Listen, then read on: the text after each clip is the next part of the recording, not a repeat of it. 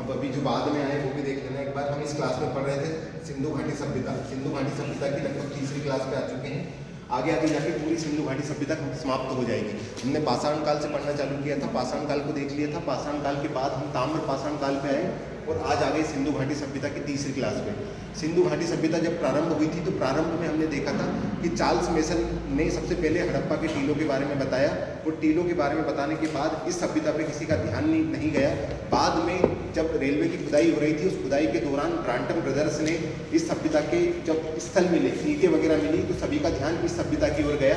और पहली बार जो आर्कियोलॉजिकल सर्वे ऑफ इंडिया यानी कि पुरातात्विक संरक्षण विभाग की स्थापना भारत में होगी अंग्रेजों के द्वारा।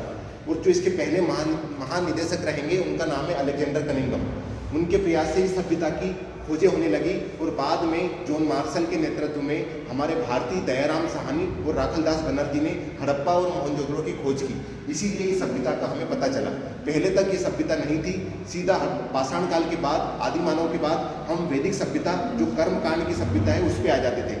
इतनी महान सभ्यता की हमें जानकारी नहीं थी। पहली नगरी सभ्यता है। इस नगरी सभ्यता में आज हम आ गए थे कि इसके स्थल कहाँ से मिले हैं। तो सिंधु घाटी सभ्यता की जब खुदाई चालू हुई तो पूरे हमारे भारत से, अफगानिस्तान से और पाकिस्तान से 3 देशों से इसके साक्ष्य मिल चुके हैं। क्योंकि पहले भारत और ये अफगानिस्तान सब एक था, तो इसके स्थल यहाँ भी थे, वहाँ भी थे, हर जगह इसके स्थल थे। हमने देखा सिंधु घाटी सभ्यता के स्थल भारत में कहाँ से मिलते हैं। तो भारत में 7 ऐसे राज्य हैं जिनसे इसके साक्ष्य मिले हैं। पहला था जम्मू कश्मीर, जहाँ से मिला है हमें मांडा। ये सब जगह के नाम है। जिस प्रकार से आज सीहोर है, भोपाल है, ये सब जगह हैं। लेकिन आप इसमें गौर करेंगे मध्य प्रदेश नहीं है। मतलब मध्य प्रदेश से सिंधु घाटी सभ्यता का एक भी स्थल प्राप्त नहीं हुआ है। जम्मू कश्मीर में हमें जो स्थल मिला उसका नाम है मांडा। पंजाब राज्य से रोपड़ और संघोल प्राप्त हुआ है। हरियाणा से राखीगढ़ी और बनवाली, राजस्थान से कालीबंगा, गुजरात से लोथल, धोलावीरा, रंगपुर। वेरी इंपॉर्टेंट यहाँ एक पॉइंट ये भी आता है कि इस सभ्यता के सबसे ज़्यादा साक्ष्य गुजरात से मिले हैं। सबसे ज़्यादा गुजरात ऐसा राज्य है जहाँ पे लगातार इसके स्थान मिलते जा रहे हैं गुजरात से। फिर उत्तर प्रदेश की बात करें तो आलमगीरपुर हो जाएगा और महाराष्ट्र में दाइमाबाद हो जाएगा। अब जब कोई भी सभ्यता का विकास होता है तो हम ये देखते हैं कि इसकी उत्तरी सीमा कहाँ तक है, दक्षिणी सीमा कहाँ है, पूर्वी और पश्चिमी। तो ये जब इस सभ्यता के बारे में देखेंगे कि इसका विकास कहाँ तक था, तो इसका जो सबसे आखिरी छोर मिला है हमें, जिस प्रकार से भारत का आखिरी छोर जम्मू कश्मीर है, नीचे तमिलनाडु साइड है, तो उसी प्रकार से हम इस सभ्यता का देखते हैं कि कहाँ से इसका क्षेत्र मिला है। तो उत्तर नॉर्थ में मिला है हमें मांडा सबसे उत्तर, दक्षिण में हमें मिल गया है दाइमाबाद, पूर्व में मिल गया है आलमगीरपुर और पश्चिम में मिला है सूतकांगेडोर। ये जम्मू कश्मीर में है, ये उत्तर प्रदेश में है, ये महाराष्ट्र में है। लेकिन सूतकांगेडोर भारत में नहीं है, ये है पाकिस्तान में। भारत में ये स्थल है जिसमें आपको सूतकांगेडोर का नाम नहीं दिखेगा क्योंकि ये पाकिस्तान में है। बाद में हम आगे बढ़े थे कि इसका क्षेत्रफल कितना बड़ा है, क्योंकि ये 3 देशों में फैली है तो लगभग 20 लाख वर्ग किलोमीटर इसका क्षेत्र है। और इसकी समकालीन जो सभ्यताएं थी मिस्र व मेसोपोटामिया की, उस सभ्यता से ये सभ्यता 12 गुना बड़ी सभ्यता हो चुकी है।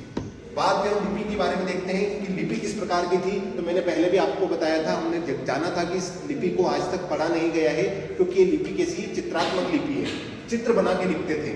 और दूसरी इसकी विशेषता ये है कि ये लिपि इस प्रकार से लिखी जाती थी, इधर से चालू होते थे, लिखते लिखते यहाँ खत्म हो गए, फिर यहीं से चालू हो जाता था, फिर यहाँ समाप्त हुआ, फिर यहीं से चालू हो जाता था।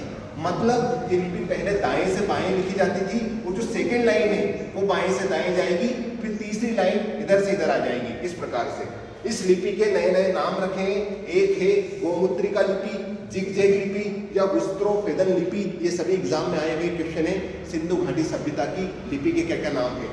ये लिपि, क्योंकि ये लिपि आज तक पढ़ा नहीं गया है तो लिपि के बारे में आपको सारी बातें याद रखना है। उसके बाद हमने देखा था कि उस समय पे मानव का रहन सहन कैसा था, क्या पहनता था, क्या खाता था, किस प्रकार की टेक्नोलॉजी थी, और सौंदर्य में, मेकअप में वो क्या करते थे, किस प्रकार के गेम खेलते थे। तो सबसे पहले हमने देखा परिवार। तो परिवार में हमने बताया कि जो साक्ष्य इस प्रकार से मिले हैं कि हमें ऐसा लगता है देख के कि उस समय का समाज मातृ सत्तात्मक था, माता की या महिलाओं की ज़्यादा चलती थी। जिस प्रकार से आज का समाज हम बोलते हैं कि पितृ सत्तात्मक है, यहाँ उल्टा था। दास प्रथा नहीं, दास प्रथा के साक्ष्य मिले हैं। दास प्रथा मतलब जैसा दास कोई इंसान किसी को खरीद लेगा और वो लाइफ टाइम उसके अंडर काम करेगा, तो इसके साक्ष्य मिले हैं। लेकिन जाति प्रथा के साक्ष्य अभी तक नहीं मिले हैं। जाति जिस प्रकार से आज है इसके साक्ष्य हमें नहीं मिले हैं। वर्ण व्यवस्था की बात यदि हम करें तो वर्ण व्यवस्था के स्पष्ट साक्ष्य नहीं मिलते हैं, लेकिन समाज फिर भी विभिन्न वर्गों में बटा था कि जो इनका सबका काम बटा हुआ था। जो बौद्धिक वर्ग था उसका काम दिमाग का ही काम था, वो और कोई काम नहीं करता था, शारीरिक काम नहीं करता था। योद्धा वर्ग का काम किले का निर्माण करना, दीवारें बनाना, अस्त्र शस्त्र बनाना, इस प्रकार से उन सभी लोगों को योद्धा वर्ग हमने बोल दिया है। व्यापारी वर्ग व्यापार करता था, ये जो भी ट्रेड करेगा। आगे हम देखेंगे कि ये नगरी सभ्यता है, तो नगरी सभ्यता की पहली विशेषता ये रहती है कि वहाँ पे व्यापार को ज़्यादा प्रायोरिटी दी जाती है और ग्रामीण सभ्यता में खेती को ज़्यादा प्रायोरिटी दी जाती है। तो यहाँ पे व्यापार को ज़्यादा प्रायोरिटी मिलेगी, लोग बाग ट्रेड करेंगे। यहाँ के जो इंसान है, किसी ने मोहनजोदड़ो मूवी देखी होगी तो वहाँ पे आपने देखा होगा ऋतिक रोशन जब जाता है तो लंबे लंबे बाजार लगे हुए हैं और उसमें व्यापार होता है। तो इस सभ्यता की विशेषता एक व्यापारी है। उत्पादक वर्ग में किसान, दास और मजदूर आ जाते हैं जो कि खेती या श्रम वगैरह करते थे। इसके बाद हमने खान पान देखा कि यहाँ पे किस प्रकार का खाना खाते थे। तो यहाँ पे दोनों प्रकार के लोग थे, कुछ शाकाहारी थे, कुछ मांसाहारी थे और कुछ सर्वाहारी थे। मांस भी खाते थे और अनाज भी खाते थे। अनाज में हमें ये साक्ष्य मिले हैं गेहूं के, चने के, चावल के, जौ, मटर। और मांसाहार की जब बात करें तो हमें कैसे पता चला कि मांसाहार का सेवन ये लोग करते थे, तो कुछ हमारे इतिहासकारों को, वैज्ञानिकों को ऐसी हड्डियां मिली है जिनका समय सिंधु घाटी सभ्यता का है। वो क्षेत्र पुराना जो हमने देखा है वही क्षेत्र है, वहाँ से उबली हुई हड्डियां मिली है। उबली हुई हड्डियों से मांसाहार की ओर संकेत जाता है। फल के साक्ष्य मिले हैं कि अनाज, अनार, केला, नारियल, इस प्रकार के फल भी ये खाने लगे थे।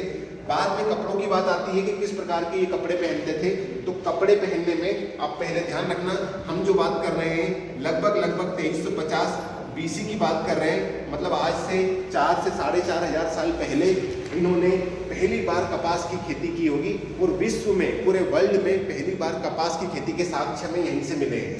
कपड़े क्या पहनते थे तो महिलाएं और पुरुष दोनों धोती और शाल पहनते थे, लेकिन महिलाएं सिर्फ स्कर्ट और घाघरा भी अलग से पहनती थी।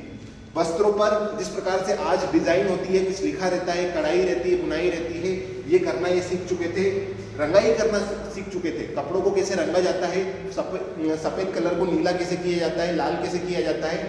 आगे हम पढ़ेंगे कि लोथल से हमें रंगाई के साक्ष्य मिले हैं, तो ये रंगाई करना सीख चुके थे। इसमें आगे बढ़ेंगे श्रृंगार, जिस प्रकार से आज हम करते हैं, तो ये क्या क्या करते थे। महिलाएं और पुरुष दोनों ही लंबे बाल रखते थे और फीता बाल में जिस प्रकार से आज महिलाएं लगाती है उस प्रकार से फीता लगाया जाता था। कंठहार और भुजबन ये महिला और पुरुष दोनों पहनते थे। भुजबन हाथ में और कंठहार गले में, दोनों के लिए। पुरुष छोटी डाटी रखते थे और महिलाएं साथ में कंगन, पायल और करधनी भी पहनती थी।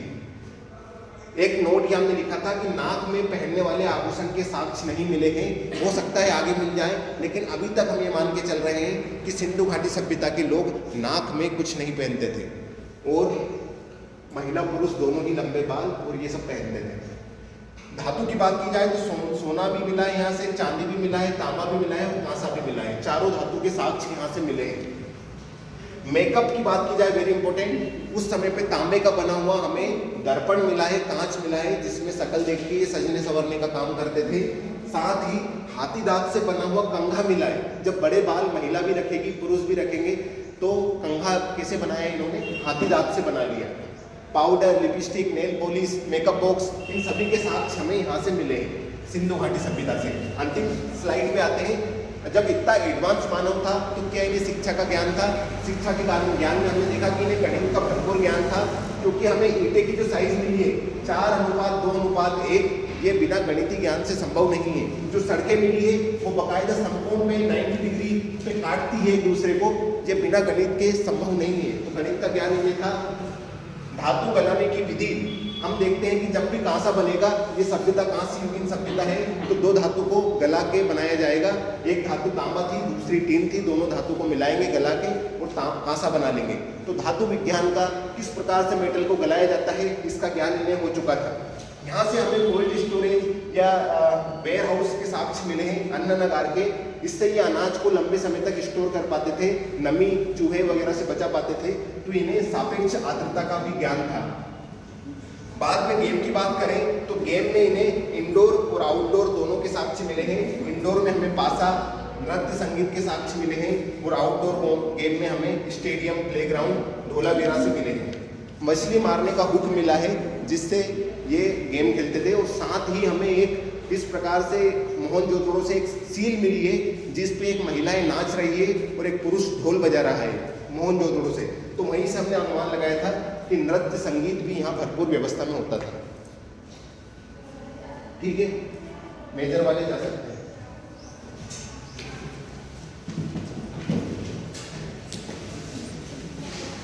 किसी को डाउट है इस क्लास में तो अभी पूछ लेना, आ जाइए।